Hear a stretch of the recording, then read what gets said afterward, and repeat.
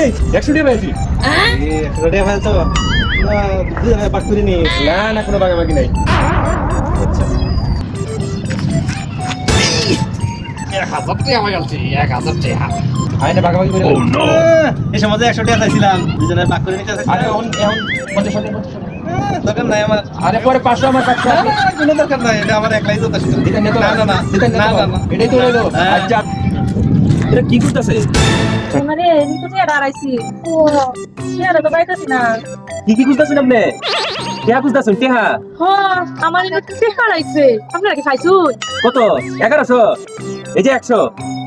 এই লোকের কাছে আছে ভাই 1000 টাকা। আপনি 1100 টাকা করতেছেন না? আমি 1000 টাকার খবর তো জানি না।